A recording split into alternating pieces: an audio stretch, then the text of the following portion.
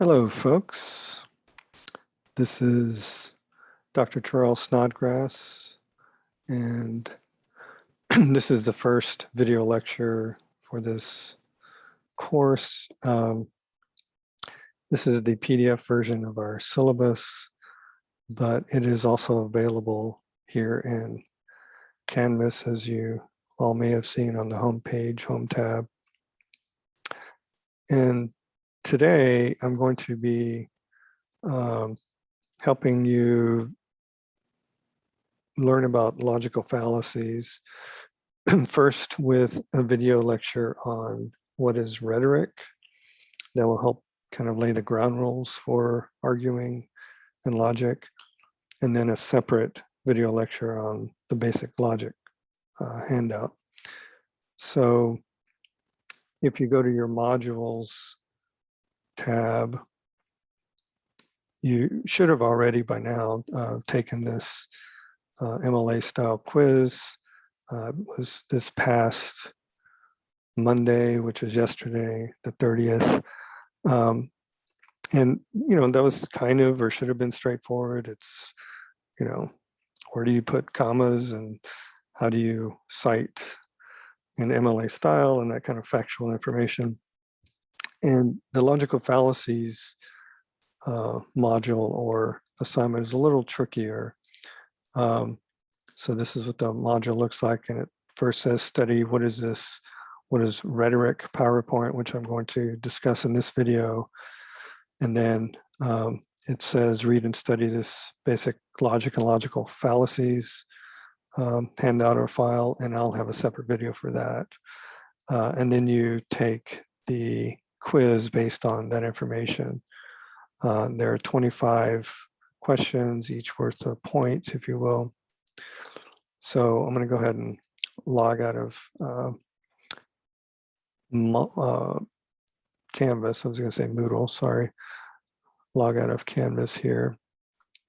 And it's easier for me to work on my laptop with the PDF files rather than in the Google Drive itself. But speaking of which, everything is in a entire link, if you will, to our Google Drive.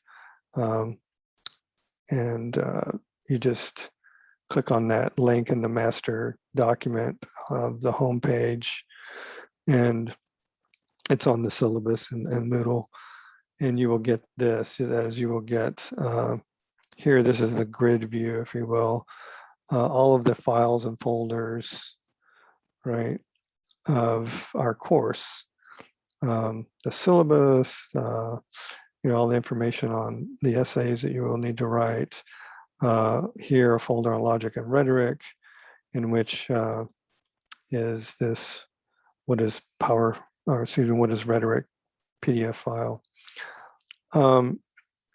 So I don't know if you guys are familiar with Google Drive. I'm going to go ahead and log back into Moodle to make sure you guys know how to access that. We call it a link to our master Google Drive link.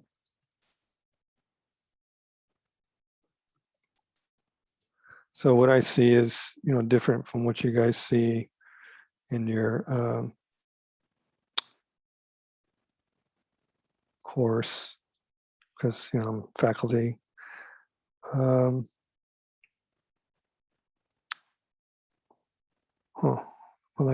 there it is, it's right at the very top, sorry. So you can click on this specific link and it'll take you right to the PDF version of the, the syllabus. And if there's ever a change of due dates or whatever, I'll not only announce it in Google, but I'll change it to this document as well. It contains all of the links and description of those modules. It's all kind of straightforward. My course policies, of course. But that document is in our Google Drive. So if you click this link here, you don't even have to be logged into Google. I happen to be right now because I log in with Zoom with my Google, but this was everything I was just showing you. So again, that master link, if you will, is at the top of the home tab in our canvas. And you can, if you want, I mean, it's up to you, download everything in this, Google Drive. That way you have it on your computer. You don't need to worry about, not having access. And I have it set to where you don't even have to be logged into Google to access it. But as I was saying a moment ago, in Google Drive, if you're not familiar with it, there's this little tab over here. And it allows you to toggle between this right here, which is called a list view, kind of like a folder or directory in a computer. And if you click it here, it will show you what's called the grid view. So here's the logic and rhetoric folder, and this is the grid view or tile view in this. There's that what is rhetoric PDF file that I'm going to go over in this video. So there are also in here, just for your benefit, four entire books. Well, no, I take that back, 5. This one right here, An Incomplete Education, which is a wealth of knowledge in all disciplines. Science. Let me just click on this. It's a PDF file. 3,684 things you probably should have learned, but probably didn't. It's not to insult your intelligence. It's to round out your intelligence, to help you in your studies, whether undergraduate or even graduate. Just show you the table of contents to show you what kind of topics are covered in here. So American studies, art history, economics, so on, right? It's really incredibly helpful. I wouldn't have put it in here if I didn't think it would help you guys. So you can download that. That's free for the taking, if you will. We'll cover this basic logic handout along with the logical fallacies in a different video. The next is an actual book. So those of you who like to spit lyrics, this is a rhyming dictionary. So this is just the introductory portion. Right, so the way it works is it's based on primarily vowel sounds, right? So words that end in ag, bag, barf bag, battle flag, all of these ag sounds, right? All the, in this case, go to the top of it, here's words that end in all, right? Aboriginal, academical, canonical, capital, right? Just so that's the way this dictionary is laid out. Super helpful for if you're trying to rhyme. Anyway, that's a book if you want. Another book is the Dictionary of Cultural Literacy. So similarly to An Incomplete Education, this is a book that covers all kinds of different fields, categories. It's kind of based on, what Western cultural people generally know or should know, especially if you're an educated undergraduate or college level person. And then there's another book, a book of what are called, or Fowler's Modern English by Oxford. And this is a book of how really to use language precisely, particularly English. So if I can scroll down here, and it's listed, because it's a dictionary, listed alphabetically.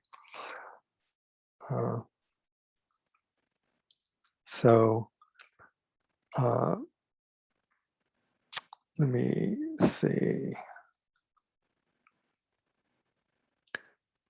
So like here, this word abide, right? A lot of people may know this word, but they may not use it precisely or correctly, right? So it'll say here, except in a few, since his abide has fallen somewhat into disuse and his conjugational forms have been become reduced.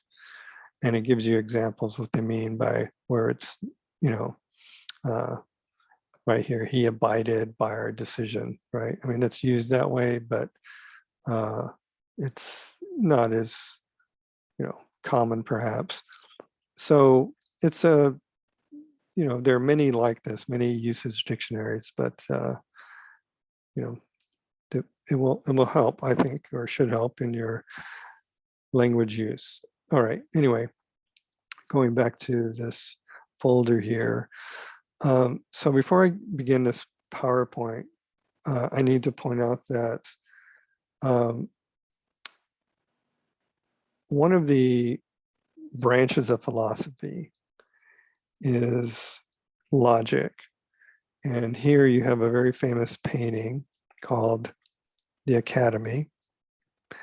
And right at the center, well, these are all, super white bread, mostly white guys. This person is a person of color down here, but they're famous historical cultural figures. So his hand raised up, this is Socrates, and this is Plato, his student, and they're discussing, of course, the world, if you will. Down here is Pythagoras, and Euclid off to the side. So anyway, I point this out or use this as a way to kind of introduce you to the fact that what we're studying here in terms of rhetoric and logic is something that is as old as Western culture itself. So I will mention that in a moment again. And as you can see here, in terms of philosophy, right, there are many branches, sections of philosophy. There's one called logic, right? And logic is partly almost mathematical, as you can see here. That's math is based on logic. But also the way that we argue, like in a courtroom or in, I'm going to ask you to do in all four of your essays, in a kind of argumentative, persuasive sense, it's based on logic. And as you can see here, excuse me, sorry about that. It's not letting me.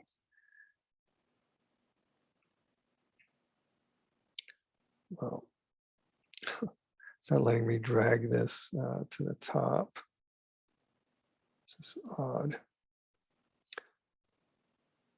But the same thing is occurring, darn it. The same thing is occurring here at the top of these different categories. And again, there's logic out to the side. So these, what do you call it? Slides or images are in this case, the logic and rhetoric folder, but the entire, everything you need or want to know about this course is in this master link. Like here is the slides and readings and handouts and whatnot for essay number 1. So here's the essay number 1 that's due September 27th, right? You can also access on the syllabus by just clicking, you just click this link here or inside of the module itself. Here's essay number 1. We just click this, it'll take you right to that document. So I do want to just briefly mention this. So there it is, color-coded inside the Google Drive, which you can download, print out, save. So notice how I've broken down this document, and I say, follow this outline, which is a piece of instruction, like, please follow this outline, don't follow any other outline. You have an introduction, hold on, let me use this inside of the PDF file. It's just easier. So you have an introduction where you have a thesis, hopefully in English 101, which you should have taken and passed with a C or better. You should know that a thesis fundamentally is the topic or subject you're writing on and your point of view about it. Do I agree with it? Do I disagree with it? And so your introduction should contain that, open with a quote, statistic, anecdote, or short story about something. Before you move to paragraph 2, you need a smooth logical transition sentence, an entire, notice the word sentence is underlined there. Not like next or furthermore, that's a word. You need an entire sentence that moves you smoothly from one paragraph to the next, as I have them here between the paragraphs, right? Smooth logical transition sentence, smooth logical transition sentence. But notice how these main points up here, 1, 2, and 3, are color-coded in the main body, if you will, of the essay. And every single one of your essays, essay 1, 2, 3, and 4, are structured using this outline. So should be familiar to you. And once you get it down the first time, then just, rinse and repeat. But notice here, paragraph 2 is something you may not have encountered before. And excuse me, it's called the refutation of the opposition. So refutation is a fancy word for rejection, where you reject your opponent's idea or ideas.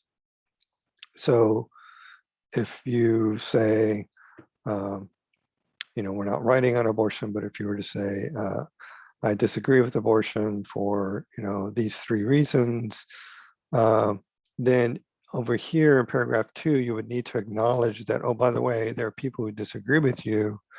And here are at least 2 reasons why they disagree with my point of view. After you've stated their points of view, you can then reject them, right? To refute them. And then you spend the rest of your essay explaining your points of view, why you are for it or against it, whatever the topic is. And then in the conclusion, you simply just reinforce your thesis. You don't simply restate it, but you reinforce it.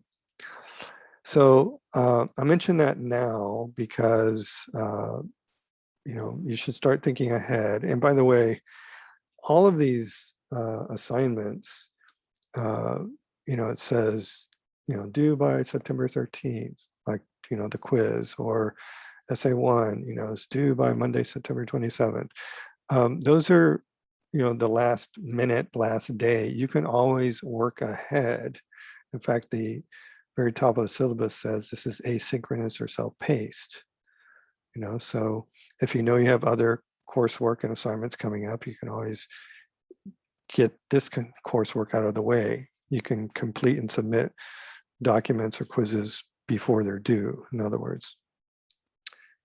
All right, so I'm going to, again, today in this video lecture, talk about what is rhetoric. And I have it in a PDF form here, which again, you can download. And I'm gonna just kind of use full screen mode here to discuss this. So this image appears at the top of our syllabus as well. And of course, it's a quotation from Aristotle. In order of Greek philosophers, it was Socrates, Plato, and then Aristotle. That is, Socrates taught Plato, Plato taught Aristotle, Aristotle went on to teach Alexander the Great. But Aristotle is considered one of the greatest rhetoricians, we would say, or arguers, orators of all time. And he says that rhetoric is the ability in each case to see all of the available means of persuasion. And hopefully that's what I can teach you in this course, or one of many things, is to sort of like a diamond or a multifaceted die, not dice, but singular die, see all the different facets, angles of an argument. So down here at the bottom, it says Scriptorium, monk at work. And he is in what we would call today a library. Back in the medieval era, when the forerunner to the university began, it began in the monasteries, principally by Catholic monks, but then later Protestant Reformation ministers. And so reading and writing were really kind of the exclusion of very, very wealthy people and the church. And this is the eventual origin of what we now know as the university or the academy. And this is a kind of what we call cloistered hallway. And many older prominent universities have these kinds of corridors, hallways. And inside of a monastery, it is called a cloister, because you're literally, to use that term, you're literally cloistered away from the rest of society, rarely interacting and going in the outside. Back in the medieval era, when the monks were doing their thing and learning, the art of language and reading and writing, they developed a curriculum called the liberal arts. And you may have heard that term, liberal arts, in the kind of college sense. So let me get out of this full screen mode and show you here.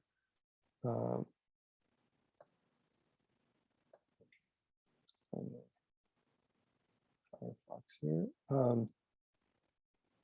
So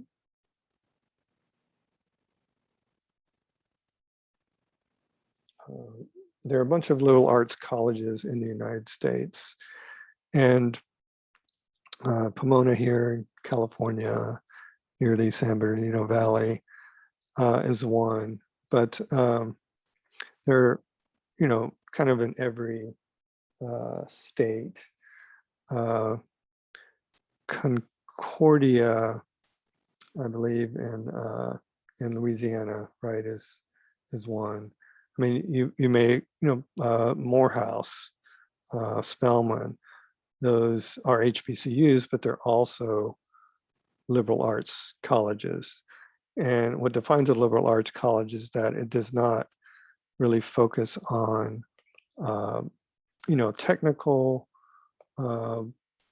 education like, agriculture or nursing, right? It focuses on the kind of traditional, reading, writing, mathematics, and some sciences, right?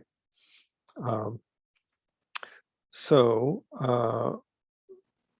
in our version of the liberal arts college, in fact, we have at Grambling, as many universities do, something called the College of Arts and Sciences, right? And so that is roughly the equivalent of what all of these would have been. And one of those, I'm going to zoom in on this in the next slide, one of those main areas of study or discipline was Rhetorica. You can see here written in the Latin. And she's represented ours as this woman, and she's holding a key and a tablet or a book, right? And it's metaphorically or symbolically saying that rhetoric is the key to learning or key to language and books, of how to, if you know how to use rhetoric, then, you will know how to really use language with eloquence and finesse. Here's another example of Rhetorica a little bit later in a kind of medieval woodcut. And what's going on here is a debate. And in the next slide is zoomed in here a bit. It's a debate between the famous Latin orator Seneca and Ariosto. So they're on either opposing sides. And again, symbolically or metaphorically in the middle is Rhetorica. The king holding the book of legis, or think of the word legislature, of laws back there behind is sort of like a judge. You can see Rhetorica behind her. She's standing in between and sort of moderating the debate, if you will, right? And by the way, this is what would happen back in the day, so to speak, when you were about ready to graduate. You would present your thesis, as it was sometimes called. At the doctoral level, we would call it a dissertation. And you would have to defend your thesis, usually against another student, another, persuasive debater, if you will, in front of the entire student body. The remnant of this is either, we don't typically do this at Grambling, but other universities do, where a senior is presenting his or her senior thesis, and people are allowed to watch in the room, or at the graduate level, a dissertation is technically a public affair, but many people don't often go. Anyhow, that's what's going on here. And notice, though, there are two things coming out of her mouth. One is a flower, like a lily, and the other is a dagger or a sword. And again, metaphorically or symbolically, what that means is that you can use rhetoric or language in a very flowery, finessed, eloquent way to convert your opponents to your side, to your idea, or you can use very harsh, direct, caustic language as the dagger or sword depicts. So here is the set of, if I go back to this slide here, the liberal arts, this, the 7 branches, if you will. As an undergraduate or getting a Bachelor of Arts back in the medieval era, which you are now participating in, so we're talking, well over 1,000 years of Western culture, you would first start learning grammar. And by grammar, they didn't necessarily mean like, the difference between a preposition and an adverb, though that was involved, but they really meant the study and translation of Latin and Greek into whatever language, German, English, or so on, because those were the, at the time anyway, the main languages of the Bible and the church. After you succeeded in that course of study, and it could have been a year, or it could have been longer, just whenever you had mastered that subject, then you moved on to the next topic, which was logic, which is, in its rudimentary form, a kind of abstract way of thinking, but certainly in its more abstract way of thinking, you can think of mathematics. All these symbols and operators are based on logic. And then once you had mastered those two subjects, you would then move to the harder one, which is rhetoric. And I say harder because you obviously need language, whether it's Latin or Greek or English, to speak and persuade, but you also need the kind of rudiments of inductive, deductive, postulate logic, if you will, to persuade people. So this is why I put together this PowerPoint and beginning the course with this, because you all are in fact participating in this course in a very long tradition of learning how to think logically, critically, analytically, and persuade others, but also perhaps avoid being persuaded by others. That's where we get into logical fallacies later. If you were to go on in your education and study what we call a Master of Arts level, you would study 4 subjects, and 4 being the quadrivium is where we get the word quad, right? And arithmetic, geometry, music, and astronomy, they all have one thing in common, which is mathematics. All right, so those of you who know, are in band and know how to play music, you'll know an 8th note, a 16th note, 4-count measure, that kind of thing. And speaking of a quad, in a university, really a full four-year university, not necessarily a community college or a technical college, you will have an open space, usually square, but sometimes rectangular, where people would gather and meet, and you could discuss things and enjoy the air. This is Christ Church College at Oxford University. And if any of you have read Harry Potter or Harry Potter fans, you may know that this, what's called Great Hall right here, is where the dining room scenes were filmed. But there would have been like the quadrivium, you know, the arithmetic, geometry, music, and astronomy. Each one of these would have had their own faculty, their own library, students, right? And they would, you know, just kind of stay within their own college, in this case, Christ Church College. So a big difference between universities like this, that is, say, Oxford and Cambridge University in Britain, or the Sorbonne in Paris, is that students typically enroll in and graduate, matriculate from a singular college. So if you're accepted to Christ Church College, this is where you spend most of your time learning and taking your courses, but sometimes you might once in a while take a course at another, like Pembroke or Balliol College or another college. And that's different in the United States because we have a university that is comprised of different colleges, the College of Professional Studies, which contains nursing and criminal justice and so on. And then we have a College of Arts and Sciences, you know, so chemistry, biology, English, history, and so on. And then you have a College of Education, you know. So students, whether, you know, online, virtually, or in person, you would walk around to each of those colleges or buildings and take courses. So that's a big difference in the British system versus the American system. So we have a quad on campus. You can see here in this rectangular area. You know, on the one side, housed by, or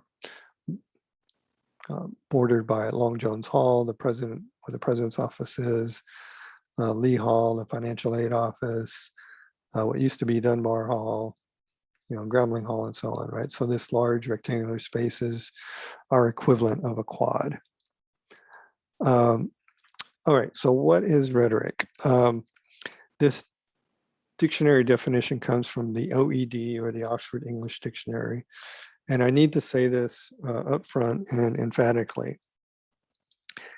On the one hand, I don't really ever want to see a dictionary definition in your college level essays. That's sort of maybe junior high or high school level writing. There is, however, a time when you might actually need to quote a dictionary definition, especially if you're doing some kind of historical analysis. And if you do need to rely on a very specific definition, do not use, I'm saying that again, do not use the Webster's College Dictionary or the American Heritage Dictionary, though they're great dictionaries, but instead use what you already have access to and have paid for, which is the Oxford English Dictionary. So if you go to the Grambling Library homepage, you scroll down to the electronic databases. If you click on electronic databases, we have this whole list. Some of you may be familiar with this, listed alphabetically. And if you click on O there, you'll get the Oxford English Dictionary. So as it says here, it is the definitive record of the English language. So the entire set of, you know, roughly what, 21 volumes here and growing, because English is a growing language, is contained within that database. So again, if you need to, though it should be rare on occasion, if you ever need to, whether in this course or a history class or whatever course you're needing a dictionary definition, use the OED or the Oxford English Dictionary, which you already have access to. Okay, going back to this slideshow, the definition here is, notice I have two words underlined, art and rules. It's the art of using language so as to persuade or influence others. It's also the body of rules to be observed by speakers or writers in order that they may express themselves with eloquence. So it's finesse. Think of the flower here. It's a kind of art form, rhetoric is, and it's also a set of very specific rules that's very direct. Think of the dagger or sword. And if you break the rules, then people are certainly able to call you out for not engaging in proper discourse at the educated academic level. And why do we need rhetoric? Well, at least for three reasons. To persuade others for our point of view, of course. Remember that in your, where is it here? Your essay outline, right? Your thesis contains your topic. So your topic could be, for example, on the second page here, should police departments be defunded, right? Or should NFL teams be fined or penalized for violating the First Amendment if they require players to, stand for the national anthem? So all of those are, should we do this? Should we do that? And that would be the topic up here, right? And then your point of view would be yes or no. They should be fined or they shouldn't be fined. So going back to this PowerPoint or PDF file, your point of view is, should we do X, Y, or Z? And therefore you're trying to persuade others to your side. Of course, we need to examine more than one side of an issue. That's what I mentioned earlier in terms of multifaceted arguments. And I will say this again later as we cover the different topics, and especially logical fallacies.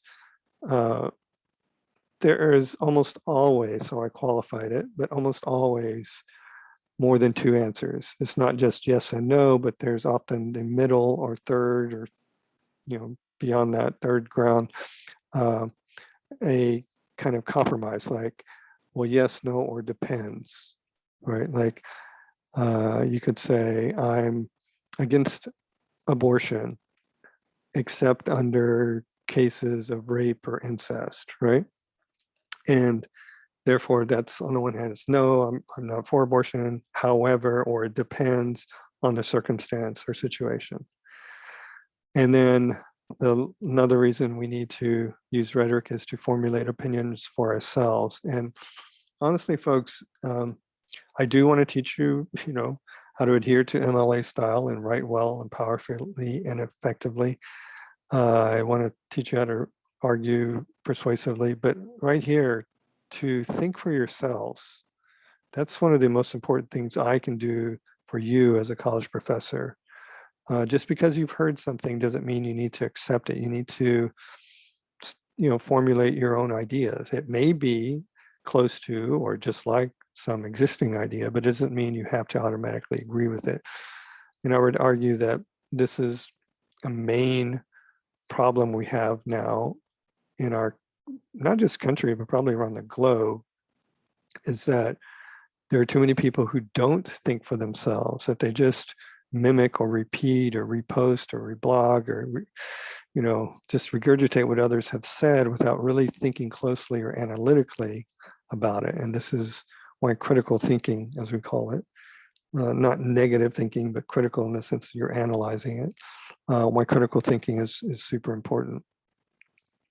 So an argument, which we'll be writing in essay 1, 2, 3, and 4, an argument is very broadly construed, right? It can be any text, an essay, a novel, a photograph, a film, an advertisement, anything that expresses a point of view, right? So a photograph, clearly, it's the point of view taken from that or by that photographer. A film, every single frame is edited and presented to you for what the director wants you to see through the lens. And so you can argue that this novel or film or essay obviously has a point of view, and then you can agree or disagree with it. Obviously, arguments seek to influence opinions and to get the audience to share the author's point of view. I mean, that's fundamentally what you're trying to do, is say, okay, in other words, if, you may have heard that term, preaching to the choir, if the minister turns around and starts ministering to or preaching to the choir who are up there already singing God's praises, then it's a wasted effort because they already agree with him. They believe, right? That's why they're up there. So he's really speaking to the congregation to try to get them to believe or think like he does, or she does. And so you don't want to preach to the choir. You need to, that's why, going back to that essay outline, that's why you need to, in paragraph 2 here, acknowledge that you do in fact have opponents in opposition, and you need to acknowledge one or two of their, at least two, can always be more, of what their main ideas are. But then you're going to spend the rest of your essay in your main body paragraphs shooting down those ideas, or refuting them, to use the proper word. Okay, so here are 4 categories, 4 things, the first 2 of 4, that we cannot argue about. If you argue about them, then we'll probably put you in the loony bin, as you will see. So for example, the first one, we do not argue or should not argue about facts, things that are demonstrably true, that is verifiable with evidence. So we know for historical fact, that America declared its independence formally on July 4th, 1776.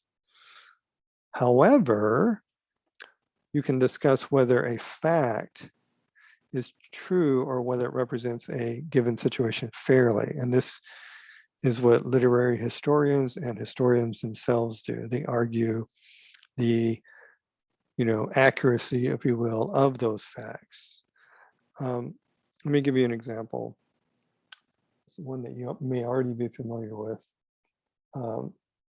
So back in 2017,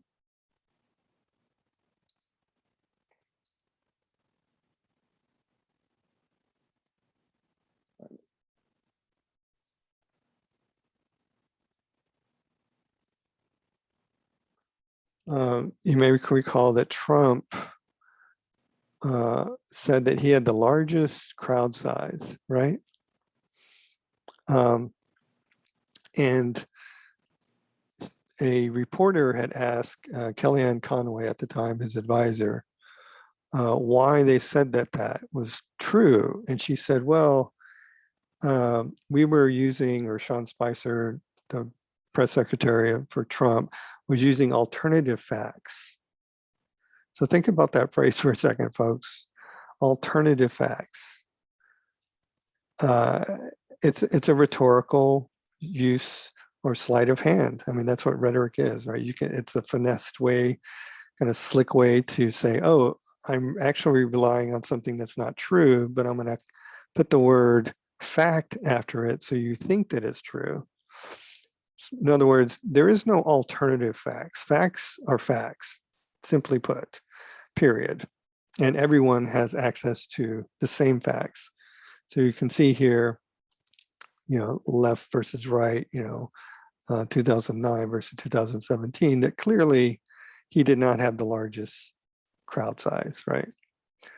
But people who don't stop to analyze facts, they just retweet or reblog or whatever has been said, are not thinking critically and analytically. Also, so when I was growing up, I don't know about you guys, what you learned, we were taught that this guy, Thomas Jefferson, one of our founding fathers, was a hunky-dory guy. In fact, he's on our currency, largely responsible for the Declaration of Independence, which says, all men are created equal. Well, ironically, of course, we learn that he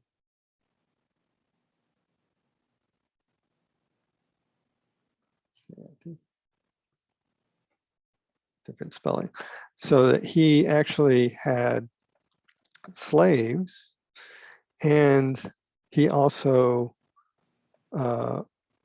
impregnated this woman, Sally Hemings. And how do we know this?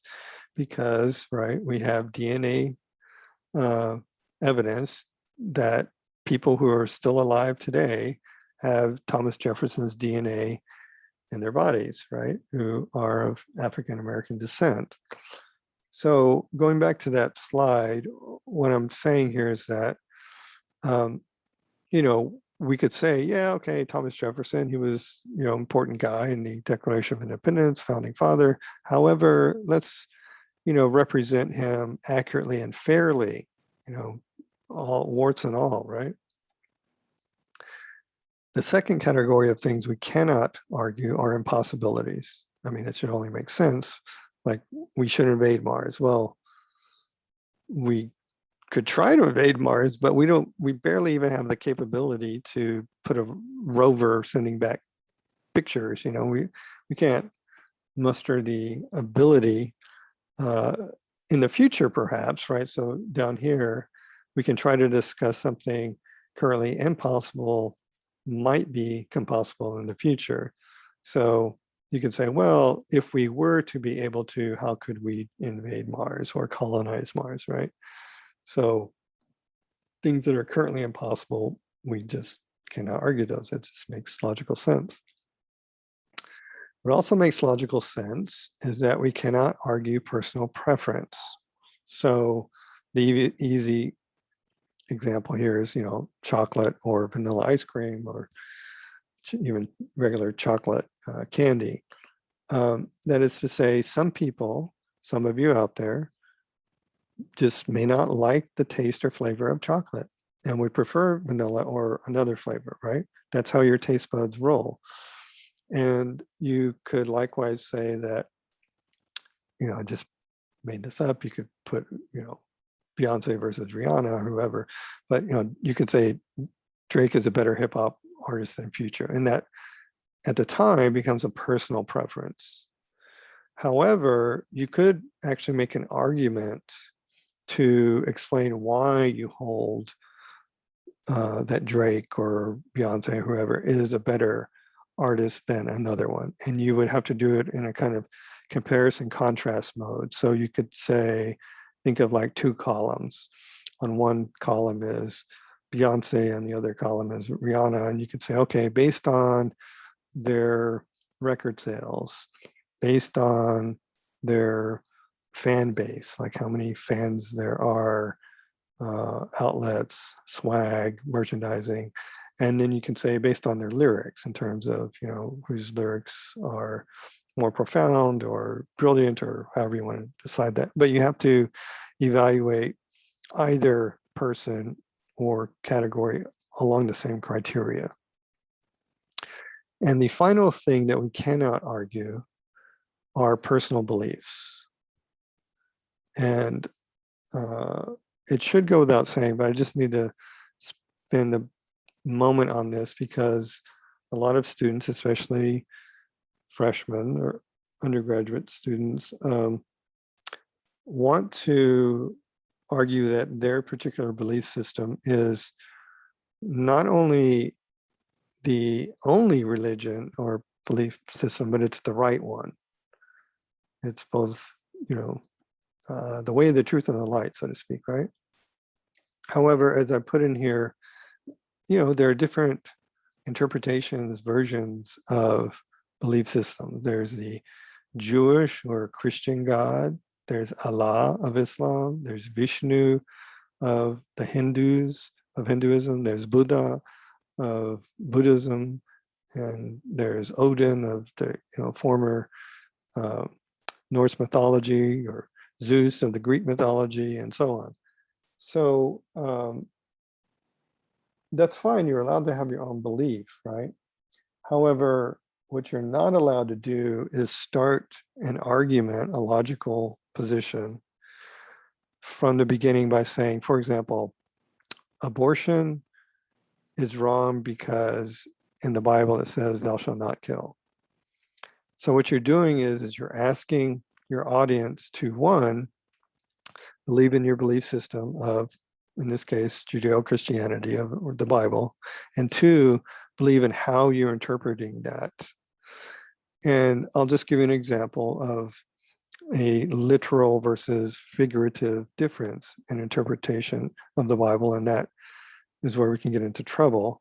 That is where you switch back and forth from literal interpretation to figurative interpretation. So literally means you're interpreting a text word for word, just as it is, and figurative means you're allowing for some kind of, maybe symbolic, metaphorical reading. So in the Bible, it certainly does say, thou shalt not kill, right? As one of the 10 commandments. And it also says in Leviticus, there are many, many laws, rules in Leviticus. It says, if a man and a woman commit adultery, you should stone not one, but both of them to death. You can go look it up, not making it up. So do we do that anymore? No. That is, we, Western culture society doesn't. In strict, say, Taliban law, they might do that under what's called Sharia law. But no, I mean, there would be a lot of dead people if we stoned people who are committing adultery, whether in wedlock or out of wedlock, to death. So I mention this because, and I'm skipping ahead here, later in the course, the last essay here, essay number 4, is over confronting sexual difference. And if you click this link here, it'll take you to the guide. And as I said a moment ago, the first page of the guide is, pretty much the same for essay 1, 2, 3, and 4. So again, this outline is the same. However, there are different topics, right? So for example, should same-sex couples be allowed to adopt? Or should transgender student athletes be allowed to compete on teams that don't correspond to their gender? You can argue yes or no. Should there be an officially recognized LGBTQI plus organization at GSU, as there are at other universities? So there are a number of possible topics, but if, for example, you say, I'm going to take this topic of should same-sex couples be allowed to adopt, whether a lesbian couple or gay male couple, and you say at the beginning, in your opening, gay couples or lesbian couples should not be allowed to adopt because homosexuality is forbidden or an abomination according to the Bible. That is a non-starter argument. And the reason it's a non-starter is, again, because you're requiring your audience, whom you're trying to convince. Remember, you're not trying to convince those who already agree with you. That would be preaching to the choir. You're trying to convince them that your point of view, right, that they should or shouldn't, is the right way to think. And if you're forcing or imposing your belief system on them, then you're not going to very likely convince them. So you can choose other reasons why they shouldn't adopt. You could say for psychological development or, ostracization of the child or whatever, but not necessarily from a biblical point of view. All right, so that was the 4th area or category that we cannot argue, which is belief. All right, in this slide, what I'm going to do is I'm going to work from the bottom to the top, as the arrows point out. And what this slide is showing you is that we make these judgments, different kinds of judgments all of the time. So you've probably heard, and may have said it yourself, don't judge me, you can't judge me. The Bible again, right? Judge not lest you be judged. But the truth is, folks, as human beings, we do judge each other constantly. I mean, you're judged, there's the Olympics are going on, right? You're judged either according by time, a factual, measurable, empirical piece of judgment, if you will, or by, judges sitting there looking at some kind of routine on the bar in gymnastics, or the floor for gymnastics, right? They're literal judges there. So going from the bottom here, functional judgments. A functional judgment has kind of two flavors or categories. On the one hand, it can be something as simple and concrete as I need to buy a new phone or a new computer. What will serve my interests? So you list a set of criteria. Okay, here's my budget. Here's my needs. Here's what I want in a phone or computer: speed, functionality, customizability, or whatever, right? Storage space and so on. And then you start evaluating this phone versus that phone, or this laptop versus that laptop. And at the end of the day, we make a functional judgment and buy this item or that item, whether it's a refrigerator or a car or a stove. I mean, we make these judgments all the time in a very kind of concrete way.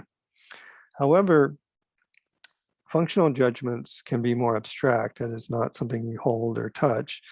They could be related to, say, policy, or regulation. If something as a law or a regulation or policy is not working, then we would say it's not very functional. Let's see if I have this student handbook that, let's see.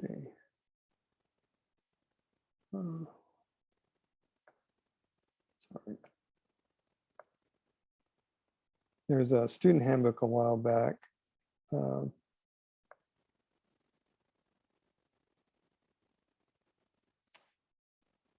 And I think they have now gone to an online version of it. Just try to find this on my laptop, but there's a regulation in there, the student handbook, and you guys are all students at Grambling, whether you live on or off campus. But it said that you are not allowed to engage in sexual intercourse on campus. And I know you may disbelieve me, but I want to try to find it for you.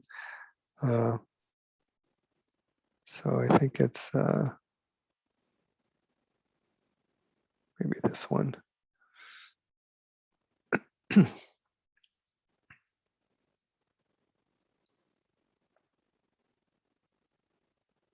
See, they use the word copulation, which is a very kind of antiquated word. It's almost a kind of animalistic term.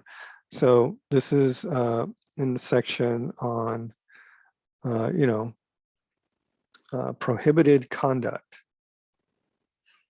And down here, 4.18 it is, or, oh, sorry, 4.15, this section.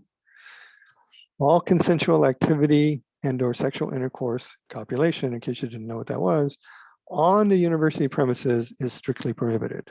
The presence or absence of others will not negate the seriousness of the offense. I honestly am not sure what that means exactly. It's a little confusing to me. And then, goes on to talk about sexual misconduct. So you could ask yourself, is that regulation, that prohibited activity, that policy working on campus, or is it not working? And that's what I meant about in terms of a judgment being more sort of abstract, like down here. You could argue, you could say, look, this policy or regulation is not functioning well. So moving up the ladder here, if you will, in terms of the arrows, the aesthetic judgment, aesthetics is a branch of philosophy, just as logic is. And aesthetics deals, as it says here with this question, what fundamentally is what humans consider beautiful or great. So any art form, ballet, or I should in general say choreography, dance, sculpture, painting, poetry, filmmaking, photography, and so on. Any art would be evaluated from an aesthetic judgment. And like I mentioned earlier with, say, Beyonce or Rihanna, you would evaluate them on a kind of even criteria. You would say, this painting of the Mona Lisa is better than this other painting, and here are the criteria why. And it have to be equal criteria for the two paintings. Or, you know, this album that this artist, hip hop artist released is better than this other album, and you would, you know, maybe choose criteria of lyrics, song sampling, of, you know, the actual music itself in terms of rhythm and beat and whatnot, but it have to be done sort of equally. So we make these judgments all the time. For example, like you may see a TV show or series or a film, and you may say, man, that's dope, I gotta recommend it to my friends. And you recommend it to one or more friends, and you ask them later when you say, hey, what'd you think of that show or that film? And they're like, yeah, I'm not feeling it. You know, just I turned it off after 10 minutes. Because we have different aesthetic judgments, right? You know, in terms of what we think is great or beautiful. Moving up the ladder, another kind of judgment we make is an ethical judgment. So ethics, and, you know, if you had a pen, if you're printing this out, you could draw like a kind of arrow between number 1 and number 2. That is to say, moral judgments and ethical judgments are intertwined, as I will show you. So ethical judgments are really out of like what laws are built on or what they come from. Here's an example. When I was growing up as a kid, there were no either state or federal sexual harassment laws. So if an employer had, a male employer had a female employee, and she's at the water cooler or the copier, and he walks by and he pets her on the rear end, she may turn around and slap him and cuss him out. But that's about all she could have done. She wouldn't have been able to hire an attorney to seek redress for her grievance of being treated basically as, you know, sexual assault. You know, think of Me Too movement now.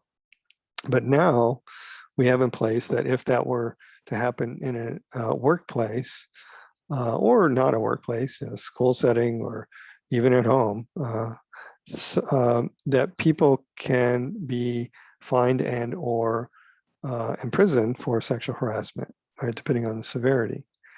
That comes out of that set of policies and, you know, sexual harassment training, which some of you may have taken for a job. It comes out of ethics, which, again, like aesthetics, ethics is a branch of philosophy that deals with, very fundamentally put, how we should treat each other, or a system by which we should treat each other.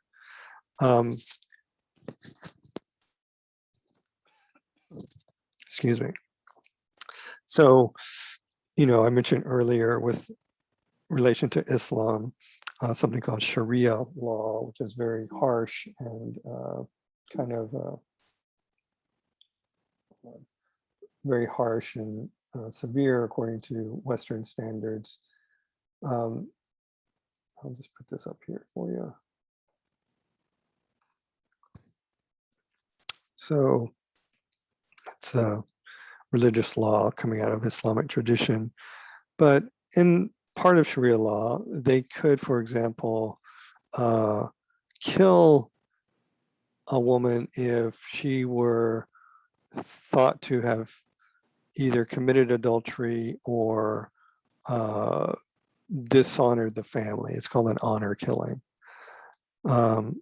And, you know, we don't typically do that, you know, like we don't stone people to death. There's, you gotta look this up. Different regions have this, right? So reasons could be any one of these, right? Like if your father tells you to marry someone and you refuse, that's dishonoring the family under what we call a forced marriage. And they have, in this very strict Sharia law, the right to kill you. That comes out of a very old, what do you call it, notion. It's called the Hammurabi Code. You may know it from the old Bible as an eye for an eye, a tooth for a tooth. So that's one way of treating each other. You steal something, we cut off your hand. You kill someone, we kill you. Death penalty, right? So it comes out of ethics, right? However, ethics often are implicitly or explicitly, directly tied in with morality of what is considered right and wrong. So go back to the sexual harassment issue, right? People deem it as wrong to treat people who are in a subordinate position, like an employer versus employee, in a kind of sexually harassing way. And therefore, there are ethical judgments, policies, and decisions that emerge out of that sense of what is considered wrong. We have in our country a kind of mixed response, if you will, to capital punishment or the death penalty. Part of the states in the United States do not have the capital punishment, as this map will show you. So here, color-coded in green and blue. So here in red, the red states, largely in the South, right, are where executions have been carried out.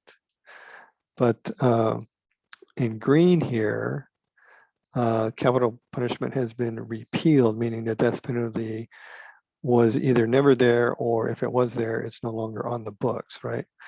So we as a nation have a mixed response to, if you kill someone, we should kill you, right? And so going back to that sense of morality and ethics, even if it's considered wrong to kill someone, we may not automatically kill you, depending on the state you're living in, right? But we may say put you on death and parole, or life without parole, right? So that's a ethical judgment based on a sense of morality. But I wanted to point out with this slide that took me a long time to get through, that we use all of these judgments all the time, and you can absolve yourself or, you know, take the burden off your shoulders that you should or shouldn't judge someone, because people will judge you in life and society. It's just part of how we operate. I mean, think about when you apply for a job, your resume and your cover letter are being judged and evaluated. And you in turn, as an employer or supervisor or whatever, will also judge other people along these kind of categories, depending on what it is. All right, moving on. What we should argue about and do argue about, we argue about our opinions, right? Ours and other people's opinions. We argue about opinions that shape society and culture. So for example, you know, Hitler believed that Jews, gays, and people of color were not worth keeping on the planet. So he went on a big experiment in the Nazi Reich to exterminate them. And that opinion of people are not real people unless they're like us white supremacy, that opinion can certainly shape culture and society, right? As we're unfortunately seeing again too soon. So, however, opinions are too often taken as facts, right? And so here's where, going back to this outline, I need you guys to kind of mentally tune back in if you're still there. This is where, in the body of your essay, I'm asking you folks to, once you say, okay, we should or should not do X, Y, or Z, right? That's your point of view for these reasons, 1, 2, 3. Then you need to actually back up that opinion that we should do X, Y, or Z with actual facts, right? And the more facts you give and the more reliable the facts are and the best facts available, not alternative facts, remember, not Trump's facts, but actual verifiable, preferably, scientifically based facts, the better you give those and the more you give those, the more convincing and compelling your argument is. And then arguing about opinions allows us to question the validity of others' opinions and forces us to examine the validity of our own, which is something we often don't want to do because we're comfortable with our own ideas and well, yeah, I don't want to change how I think about others of the world or my point of view. But if you're presented with new facts and evidence, you might need to reevaluate what you think about the world, which is what's happening right now with what we call climate deniers or in climate science, presented with consensus from scientists using logic and reason. People will say, no, the earth isn't heating, and no, we're not getting more intense weather patterns, and no, the sea isn't rising, and so on, when in fact it's clearly evident from the data it is. Okay, the first building block of 3, this is 1, is logos. And we get the word logic from logos. It's a Greek word for word. And these type of arguments are built on fact and reason. And this type of argument will come in largely to play with the logical fallacies handout in the following video I will make for you. So here's an example of this. Arguments based on fact can be straightforward, that is using evidence or data. For example, that's what the EG means, right? Exemplificatie, the Latin for EG. For example, in a recent survey, and I just made this up, right? 86% of GSU students preferred Beyonce Knowles over Rihanna Fenty, making Beyonce the most popular female recording on campus. Okay, you can do an informal survey, but the closer this number, 86%, gets to 100, the more compelling it is, right? I mean, think about the recent information from the CDC about the efficacy or effectiveness of any one of the vaccines, whether Moderna, Johnson & Johnson, Pfizer, AstraZeneca. The closer the effectiveness number gets to 100, the more we go, oh, okay, well, yeah, I want that vaccine because it really works, right? Similarly, arguments based on reason can use complicated ideas rather than numbers, but can be just as compelling. In other words, like what I'm about to read here has no numbers in it, but the way that it's constructed, it can be just as convincing or compelling. So for example, we begin with what we call, in this case, a premise or a warrant. And as I'll get into the logical fallacy handout next time, a warrant does not necessarily mean the, knocking on a door, open up, we have a warrant for your arrest, though that kind of warrant is based on the presupposition or assumption based in fact of video surveillance or whatever kind of data that law enforcement brings to a magistrate or a judge and says, we believe that illegal activity is being committed at this location, therefore we want a warrant to search the place or whatever. Anyway, it's based on an assumption or a starting point, if you will. And that's what this example is doing here. So it starts with this sentence. Our society is founded on the ideal that, quote, all people, notice I changed it from man, you're welcome, ladies, that all people are created equal. Of course, that comes from the Declaration of Independence. And it's true that is our society, the United States of America, is founded on that ideal. Therefore, if that's true, we should have equal rights laws to ensure that no one is discriminated against because of sex, race, religious belief, or sexual orientation. And you might go, oh, yeah, okay, well, that just makes logical sense. It's compelling.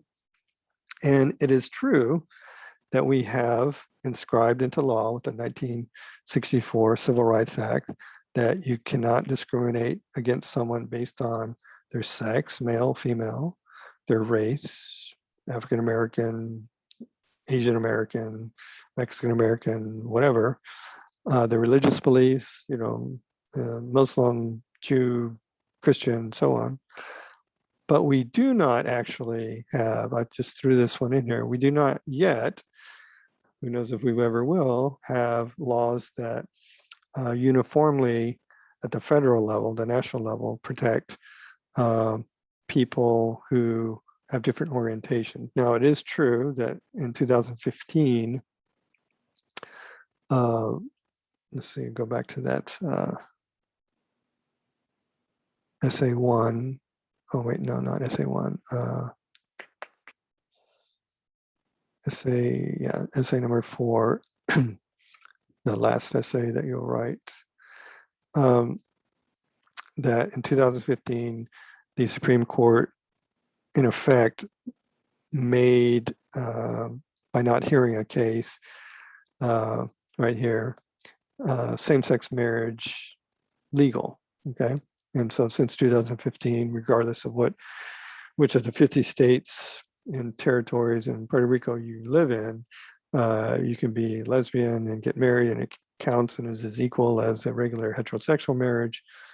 But depending on which state you live in, you may not be allowed to adopt, or depending on which state you live in, you might actually be not hired or fired if you're of a different orientation, right? So going back to that slide, right?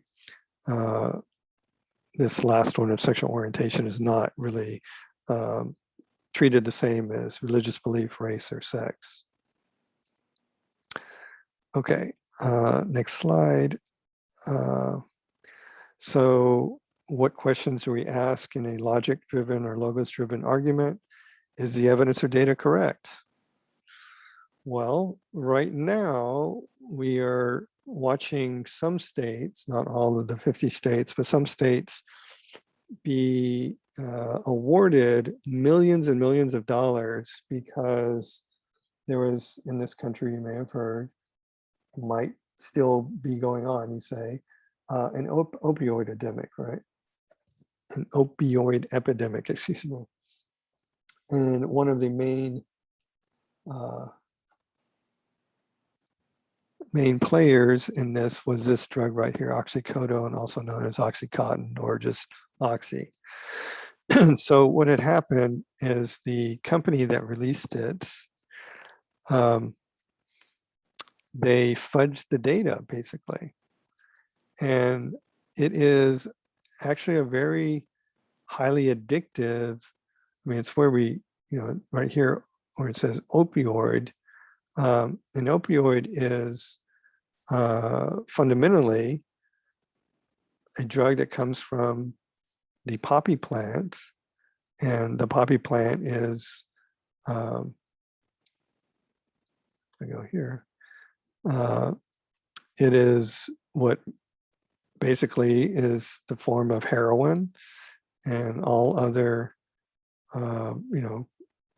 kinds of drugs like it, morphine and so on. So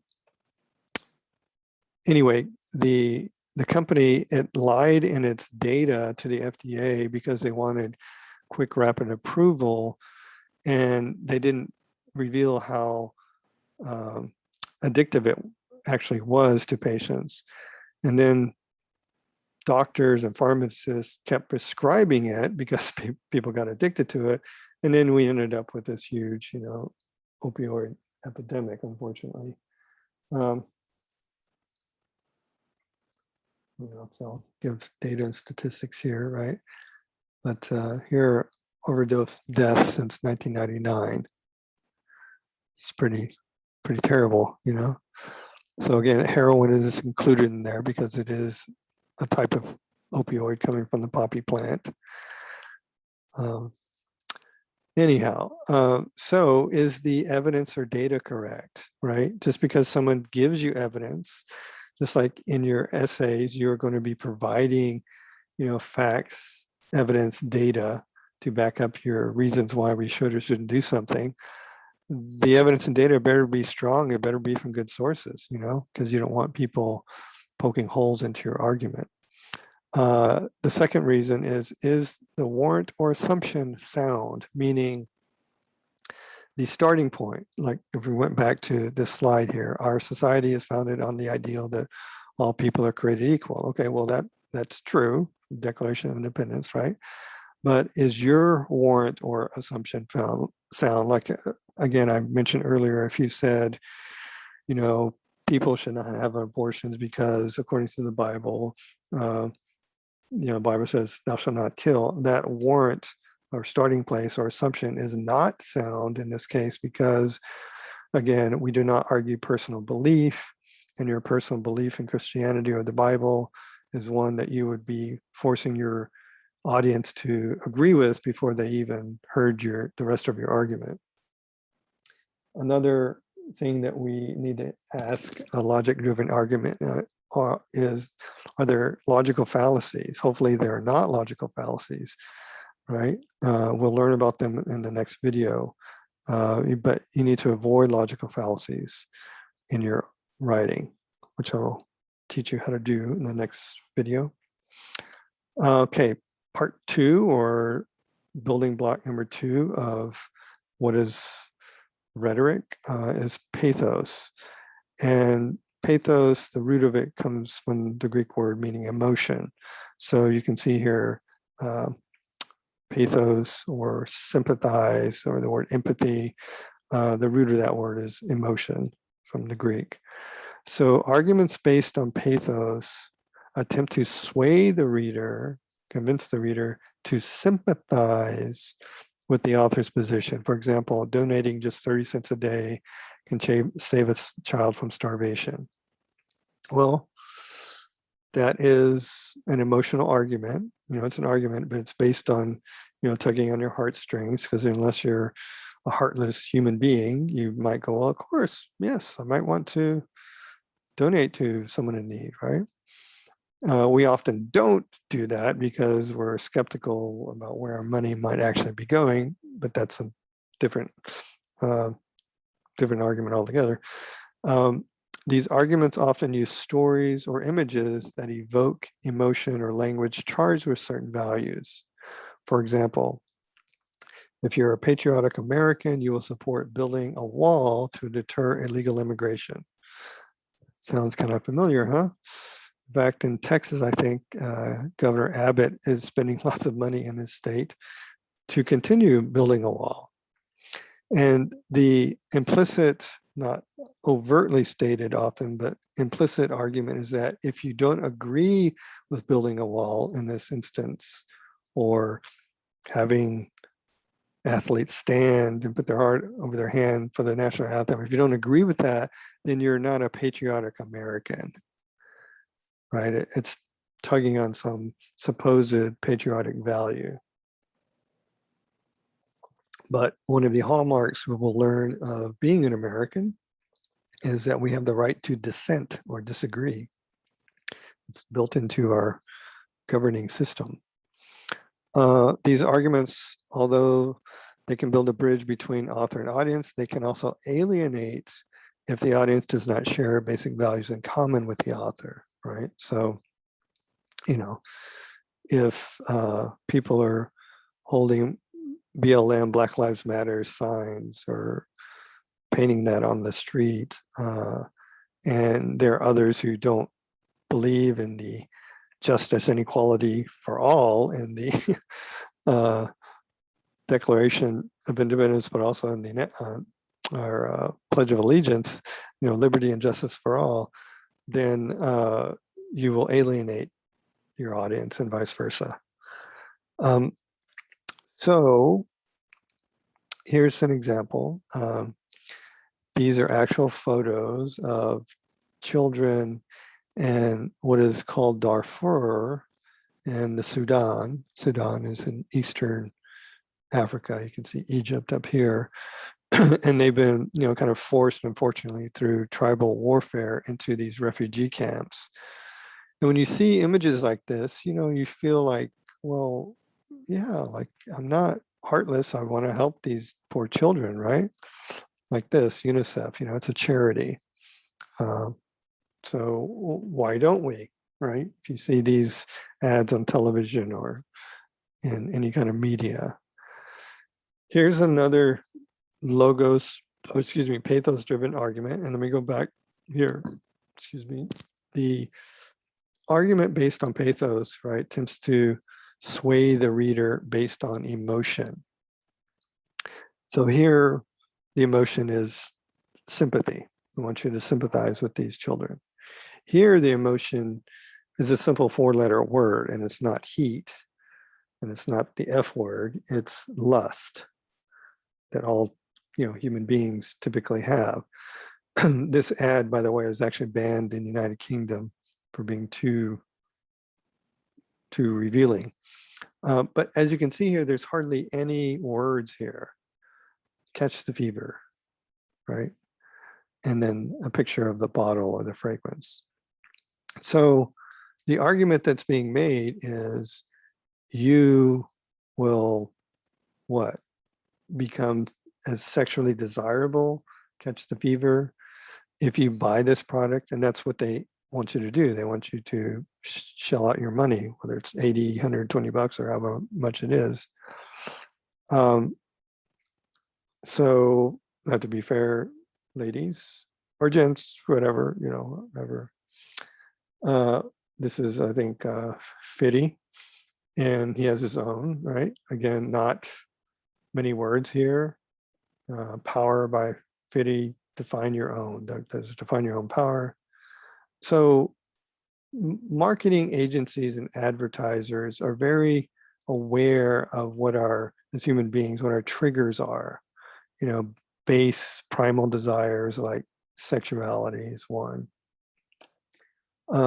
Here's another one. This is getting you to try to empathize with Smokey the Bear, if not sympathize, right? Prevent wildfires, receive your bear hug.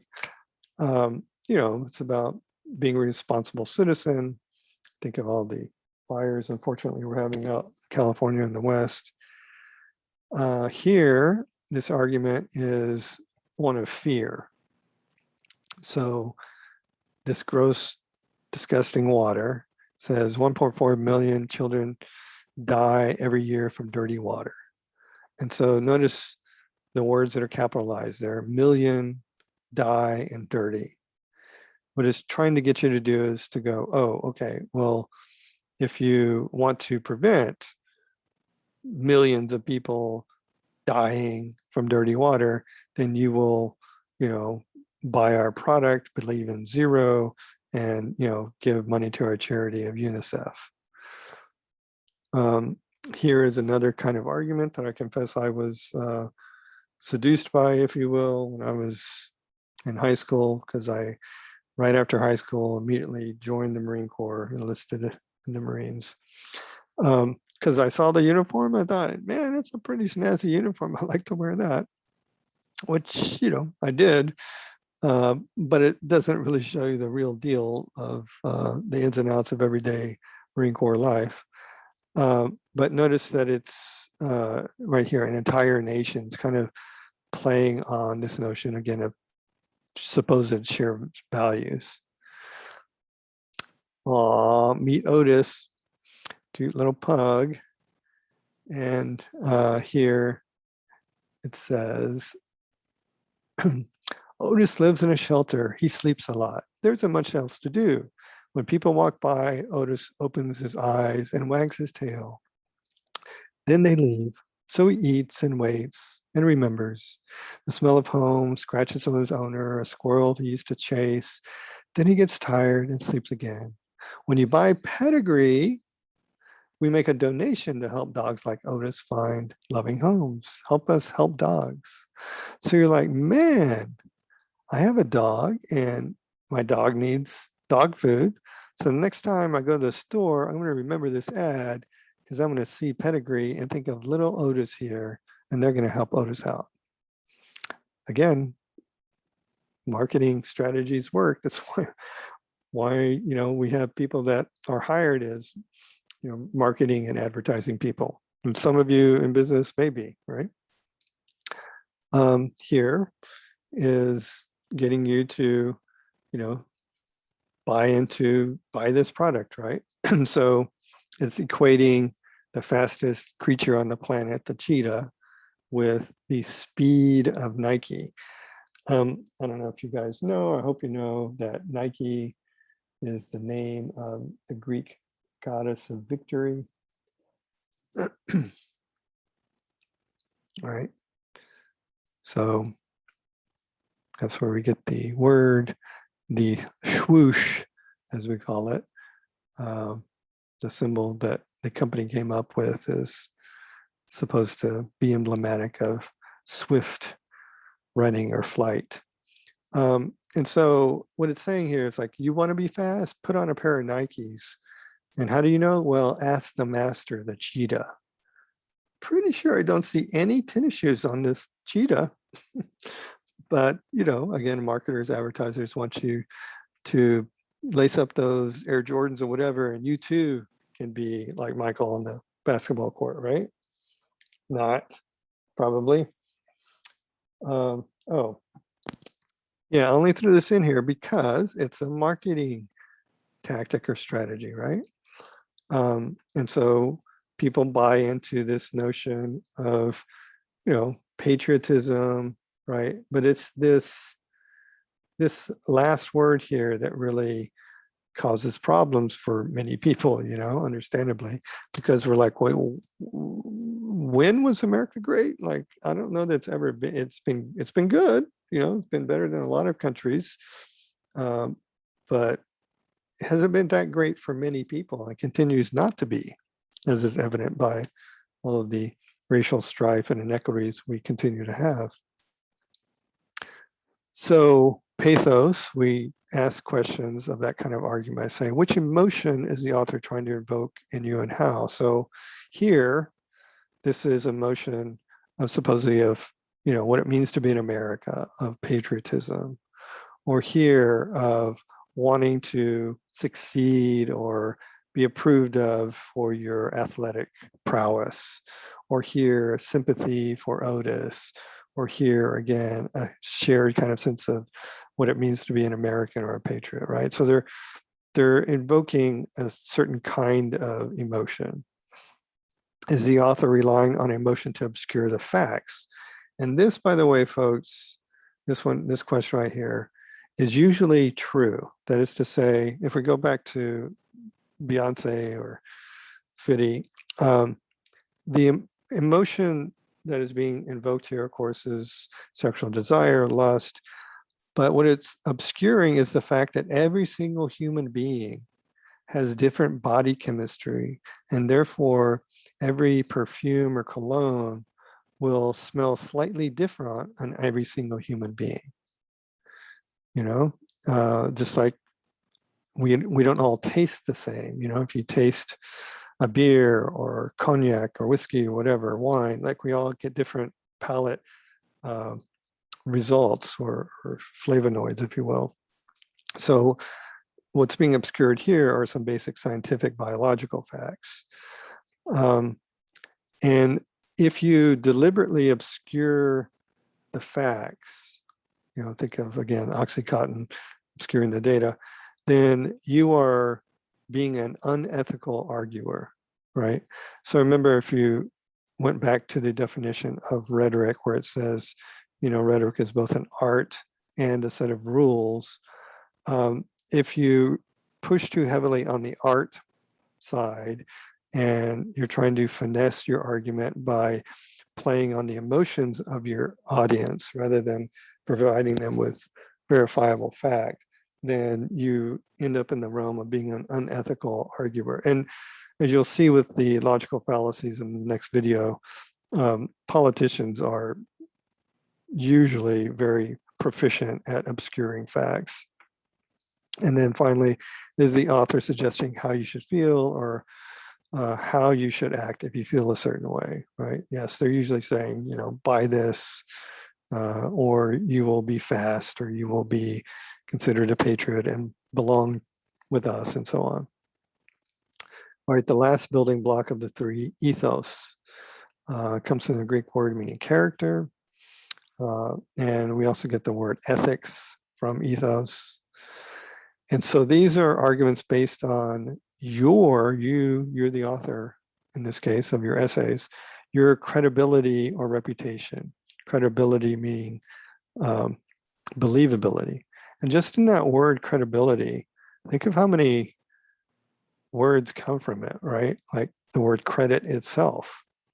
So, you know, your credit score is what companies and, you know, potential maybe employers, landlords, mortgage people, you know, banks and so on, they look at and they say, okay, how credible and believable, if you will, is this person's ability to pay his or her debt, right? Another place we have that kind of credit or believability is if any of you have, or maybe you've seen your parents have, a checking account, right? So on the check, it will say paid to the order of so-and-so, and you fill out their name and the amount. And then at the bottom right-hand corner, you have a line with your signature on it. Also, your name is printed usually in the top left-hand corner. But what that is telling the bank is that my name, my literal reputation, my credibility and believability of being able to pay this from my checking account or savings account is as honorable as believable.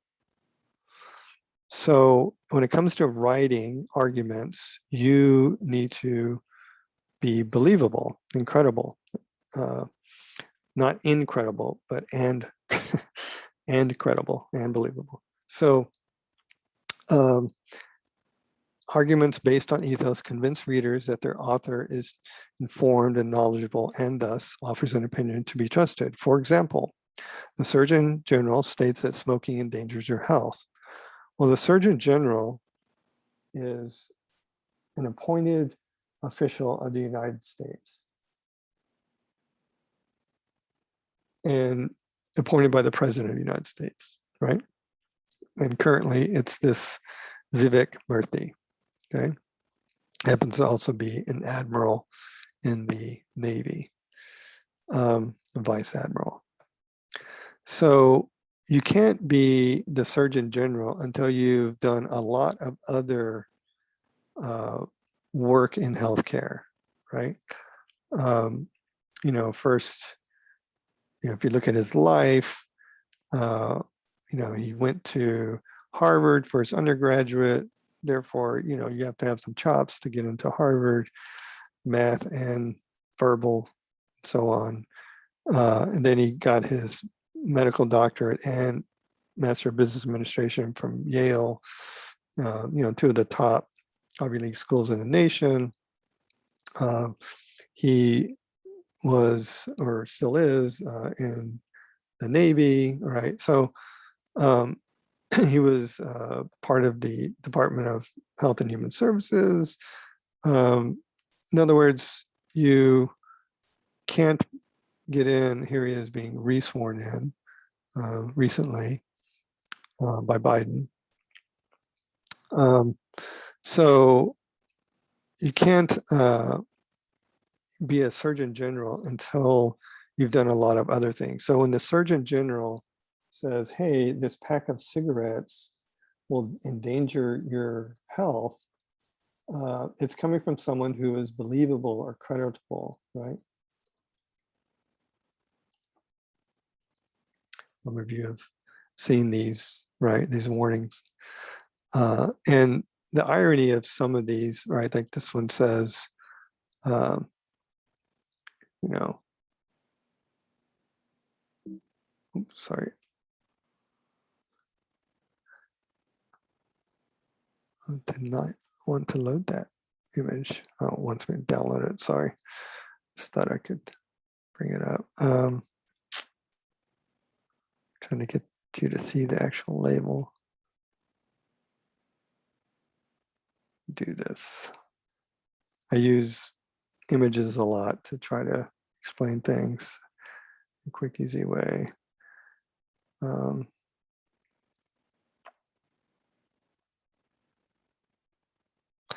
These larger labels are what they have in Britain. Smoking seriously harms you and others around you, you know, secondhand smoke. I'm trying to find a US label, right? Surgeon General's warning.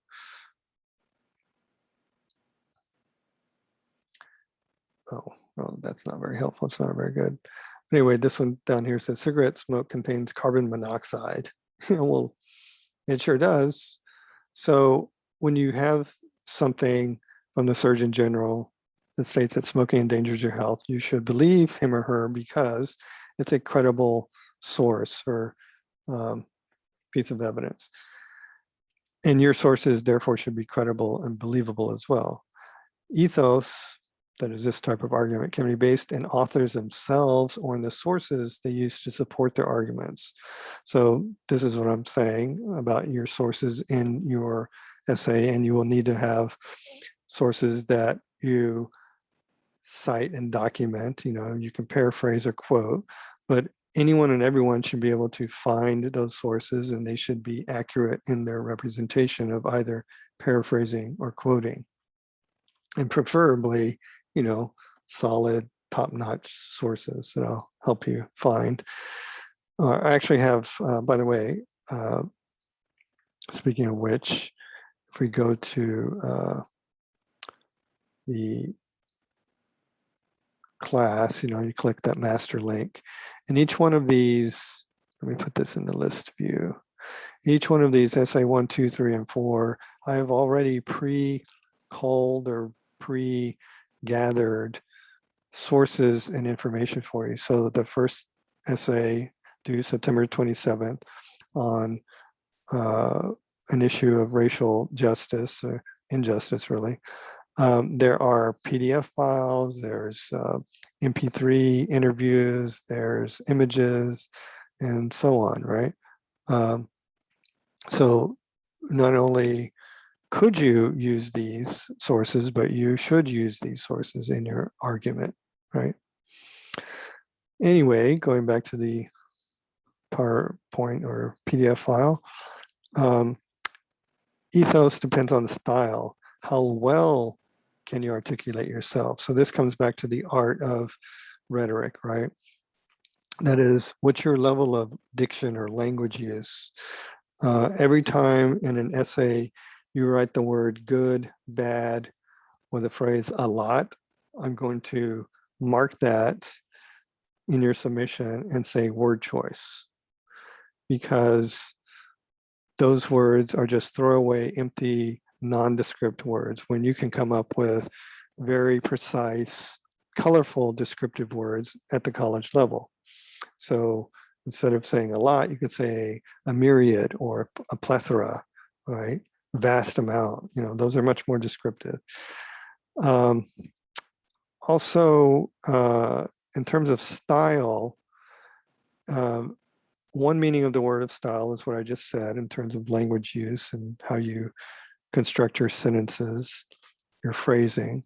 But the other use of style is, in fact, what you already took a quiz on, which is the MLA style quiz. And if you do not adhere to the prescribed style, whether it's APA style for sociology and psychology or MLA style for English courses, then you're automatically telling your audience that you either don't care or you don't know what the convention or accepted style is, and that's a problem. And then finally, ethos depends on format, right? How good is your presentation? And, you could put this in the context of an oral presentation or say, a job interview. You wouldn't walk into a job interview with coffee spilled on your shirt, or, you're turning a paper in person with a tire track on the front of the paper. I say that because I actually had a student at another university do exactly that. You could tell that it had been literally run over. The hard copy he was submitting had been run over by a car tire, but rather than reprint it, he just turned that in, which is not, not off to a good start there, right? It doesn't bolster or increase your credibility or your ethos. Have you spell checked, right? Do you have typos? And if you do, then that means that you haven't done the very last thing you need to do before you submit an assignment, which is spell check and grammar check. A super easy task to do, but a lot of people either blow that off or forget to do it. So ethos is also an integral part of a rhetorical position or stance. And questions to ask about an ethos-driven argument are, is the argument qualified responsibly? And we're going to learn about qualifying in the logical handout a lot more next time in the next video. But qualifying means to restrict an argument down to its proper range or scope. So for example, you wouldn't say, I'll use this as a stereotype example next time in the logical fallacies, right? It's wrong to say all African Americans like fried chicken, right? I mean, it's wrong just on the surface of it because it's racist, obviously, but you wouldn't say it because it's not true. That is to say, if you can find one single African American who is, say, a vegan or vegetarian, they're not eating fried chicken, and therefore you cannot say all, and therefore you have to restrict or qualify the argument, and you could say many or most of these people do X, Y, or Z. But that can even be tricky. But qualifying it is important, qualifying your argument. Are the author's sources trustworthy, right? So we'll get into this later, especially when we get into the legalizing cannabis argument, but you have to make sure that you're going to sources that are verifiable. Just because it's on the web or appears on Facebook does not mean it's a believable, credible source. Now, throughout this talk, I've been using Wikipedia, which you would never cite or really use in a college level essay or assignment, but I use it because it has images and just quick information I can bring up for you. But you guys know that, of course, the problem with Wikipedia is that it's, what we call crowdsource. Like any one of us or you can go in and write stuff on Wikipedia, and it doesn't necessarily have to be true or accurate. And it takes quite a while sometimes for the editors at Wikipedia to go in and verify all of these facts. You've probably seen it, where it says, this assertion or this statement needs citation, right? Anyhow, number 3, has the author persuaded you of his or own credibility, right? Has, based on how they've written and their sources and so on, are they believable, basically? And the structure of the outline, is it all there? Does the author show respect toward his or her audience? If not, why not? You can be kind of, use the dagger if you want, be very direct with your audience, but you don't want to alienate them and piss them off, if you will, because you're trying to convince them after all, right? So it's better to maybe finesse the language than be bombastic or curt, short with them. So yeah, just like you might ask your parents for money, you're not going to just say, yo, toss me your wallet. You want to say, hey, mom, dad, or whatever, I need X amount of money for this reason. I really need this. You make a plea, you make an argument, right? Oh, excuse me again. And number 5, is the author's presentation polished and professional, right? So obviously, like I said, spell check, language, diction, that kind of thing should be top notch. We're at the college level now. Okay, well, there you have it. The triangle of logos, ethos, and pathos, and how they all interact and work with each other. In fact, every argument, I would argue, has a certain amount of each one of these 3 in it, whether it's, again, a film, a painting, an essay, or so on. And there you have it. That's the end of this PowerPoint or PDF file and the end of this video lecture. So next time I will, excuse me, create a video lecture over this right here of the logical fallacies handout. Probably have that up perhaps this coming weekend, Friday or Saturday. Today is Tuesday. So folks, use this video to help you study for this module 2 on the logical fallacies quiz. If you have any questions, feel free to inbox me, and yeah, hope you remain well. Take care. Bye.